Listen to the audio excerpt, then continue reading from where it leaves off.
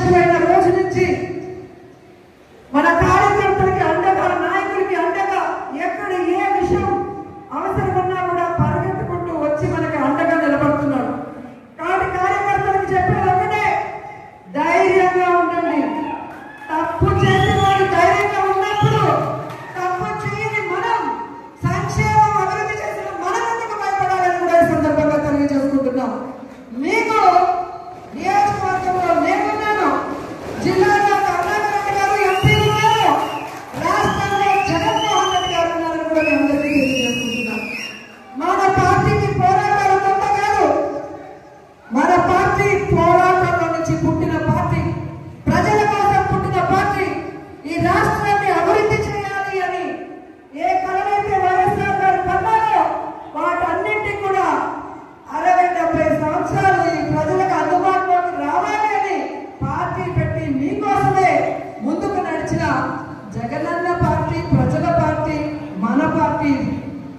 ఎందుకు నేను ఇంతగా చెప్తున్నానంటే, ఈరోజు జగనన్న అనుకున్నవన్నీ సాధించాడు. ఆయన బిజినెస్ మ్యాన్ గా సక్సెస్ఫుల్, ఆయన ఫ్యామిలీ మ్యాన్ గా సక్సెస్ఫుల్, ఆయన సీఎం గా సక్సెస్ఫుల్. ఇంకేం అవసరం ఉంది?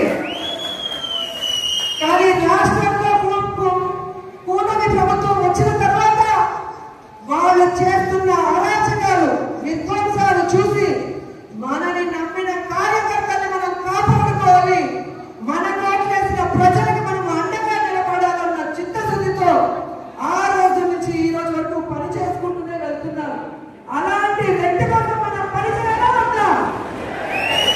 మరి ఎవడో కేసు పెడతాడని ఒకడు, ఎవడో జైల్లో పెడతాడని ఒకడు ఉద్యోగం తీసేస్తాడని ఒకడు ఇలా భయపెడుతూ మనని ఇంట్లో కూర్చోబెట్టాలనుకుంటున్న కూటమి ప్రభుత్వానికి మనం చెప్పాల్సింది ఒకటే, నువ్వు కేసు పెడతావా పెట్టా, జైల్లో పెట్టా,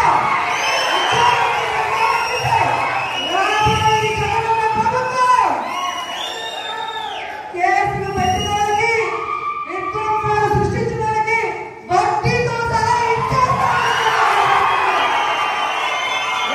ఉద్యోగాలు పోయిన వాళ్ళందరికీ కూడా గుడ్ బుక్ లో పేర్లు వేసి వాళ్ళకు ఉద్యోగాలు వస్తాయి. ఎవరైతే ప్రభుత్వంలో ఇబ్బంది పడ్డారో ఆ ఇబ్బందుల నుంచి వాళ్ళకి బయటపడేసి వాళ్ళకి ఫస్ట్ ప్రయారిటీ ఇస్తామని కూడా ఈ సందర్భంగా తెలియజేసుకుంటున్నాం. ఇప్పటికే జగన్మోహన్ రెడ్డి గారు ప్రకటించిన విధంగా రైతులకి అండగా రాష్ట్ర వ్యాప్తంగా మొన్ననే పోరాటం జరిగింది. రేపు ఈ విద్యుత్ బిల్లుల పెంపు మీద రాష్ట్ర వ్యాప్తంగా నియోజకాల వారీగా ఉద్యమం జరుగుతుంది. అందరూ కూడా వచ్చి ఆ ఉద్యమంలో పాల్గొనాలి అని కూడా ఈ సందర్భంగా తెలియజేసుకుంటున్నారు.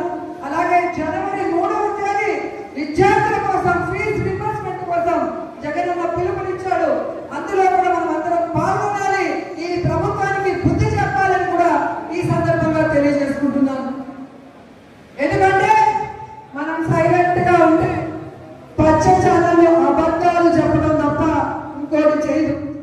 ప్రజలు ఎలా ఇబ్బంది పడుతున్నారు, విద్యార్థులు ఎలా మోసపోయారు, మహిళలు ఎలా కన్నీళ్లు పెడుతున్నారో రాష్ట్రం అంతా తెలియాలి. ఒక ఉద్యమంగా ఈ కూటమి ప్రభుత్వాన్ని ముంచేయాలని కూడా ఈ సందర్భంగా తెలియజేస్తున్నారు. ఈరోజు